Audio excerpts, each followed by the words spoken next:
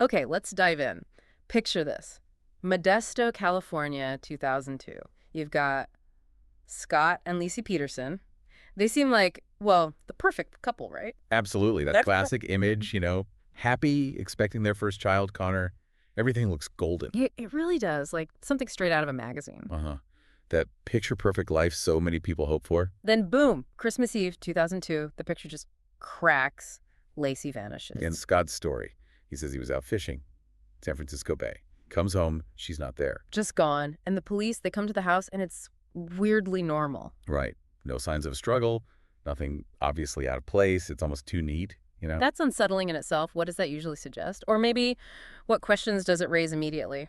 Well, on one hand, no struggle might point to someone leaving willingly, but then Yeah, her purse, her keys, her wallet, all still at home. That doesn't fit leaving willingly, does it? not at all. It creates this immediate contradiction, Yeah. a real puzzle right from the start. And initially, the community, they rallied around Scott, understandably. Poor guy, expectant father, wife missing. Of course. That's the natural human reaction, support. But then pretty quickly, people started noticing his demeanor. He seemed calm, maybe too calm. Yeah, that observation came up early.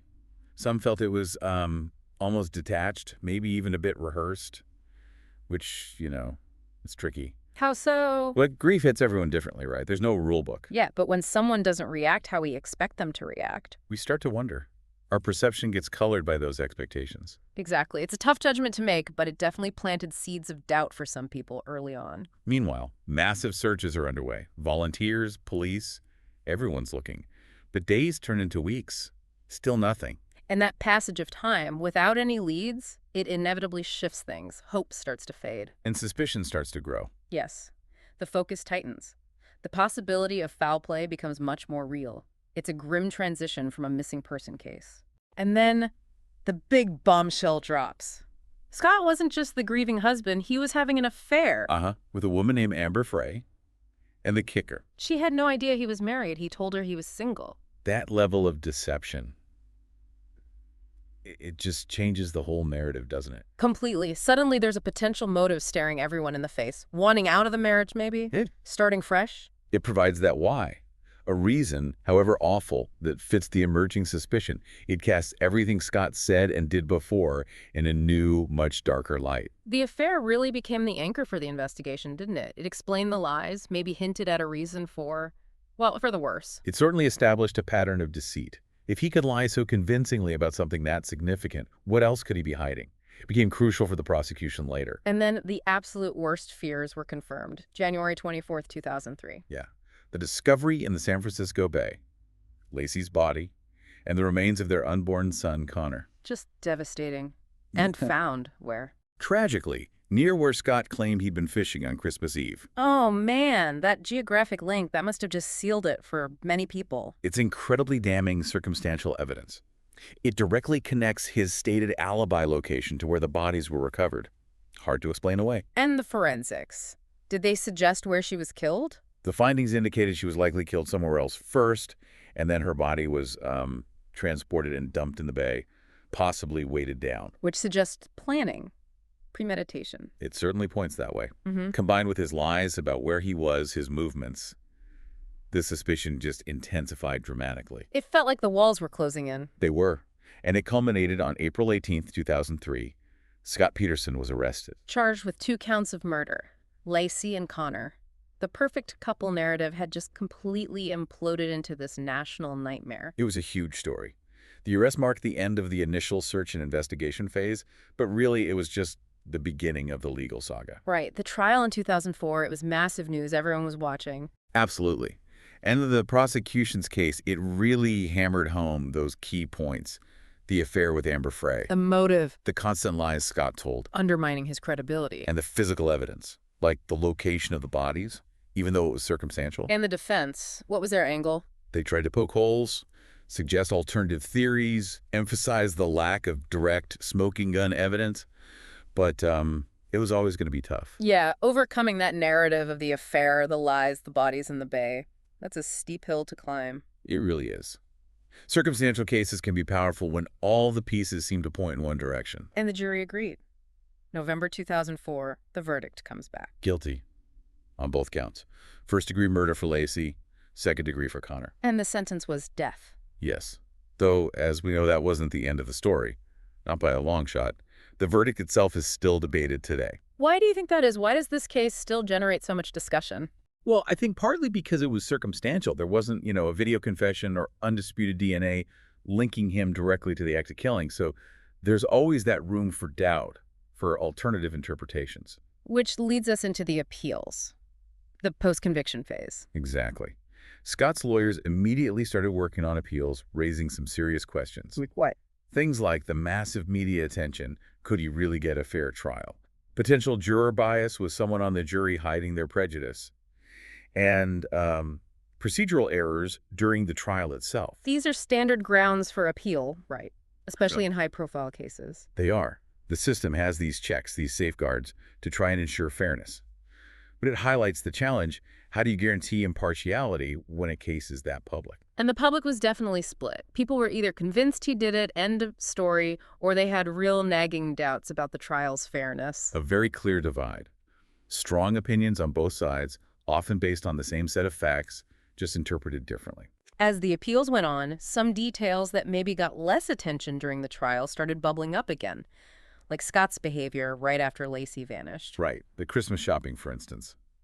Buying decorations, things like that. It just seems off, doesn't it? Your pregnant wife is missing, presumed endangered, and you're shopping. It contributed to that perception of him being emotionally disconnected, not acting like a typical grieving, frantic husband. Yeah.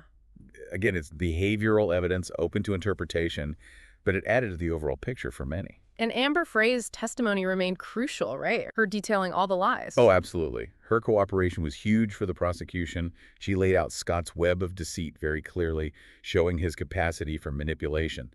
It made the leap to him being capable of murder seem smaller for the jury. He did take the stand himself, though, didn't he? Scott testified. He did, which is always a massive risk for a defendant. How did that go over?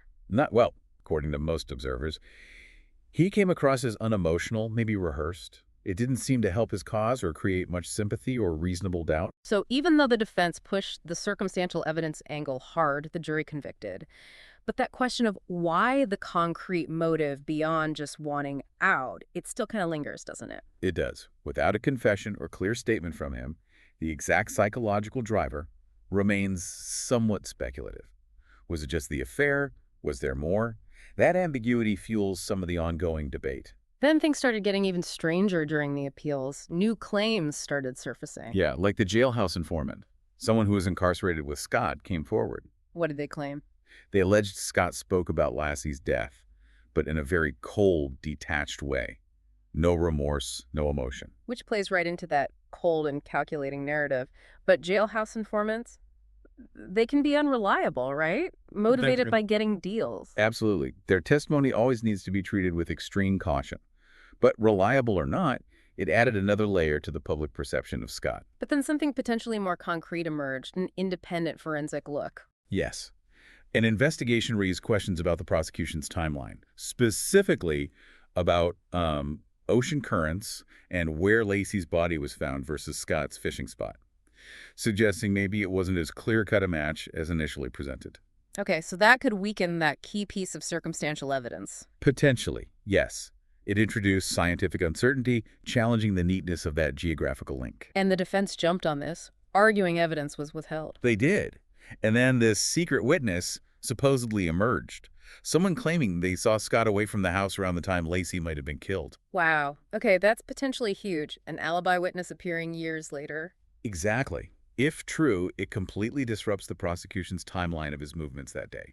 It forces a reconsideration of everything. And there was a phone call recording, too. A call between Scott and a family member, recorded shortly after Laci died. His responses were described as, well, ambiguous, lacking emotion. Another behavioral clue, perhaps. So many pieces. But then the story takes a really wild turn, doesn't it? Away from just Scott. It really does. A private investigator working on the case apparently found links, emails, phone records suggesting involvement by someone else entirely. Who? A man named James Fry, a convicted felon, history of violence, lived nearby, and, crucially, there was supposedly a connection between Fry and someone close to Scott. Okay, wait. So another potential suspect with a violent past. How does that fit in? It completely changes the landscape. It introduces the possibility that Scott wasn't the perpetrator or maybe wasn't the only one involved. It opens up a whole new line of investigation. And then there was testimony about letters from Fry. Right. A woman, Jessica Dunn, claimed Fry wrote her letters confessing to being involved in the murder and outlining a plan to frame Scott Peterson. Frame him. Why? Apparently over some past grievance, some bad blood between them. Fry, for his part, has denied all of this. So you have this explosive claim, but the alleged source denies it. That's Phenomenal. complicated. It's a classic he said, she said, but with incredibly high stakes. Dunn's testimony, if believed, points directly to a conspiracy to frame Scott. And there was more discovered about Scott's life back then, too. Things not really focused on at the trial. Apparently so. Reports of secret meetings Scott had with someone unknown before Laci died. Plus, undisclosed financial problems, maybe some shady business dealings. Suggesting other pressures or secrets in his life beyond the affair. Possibly.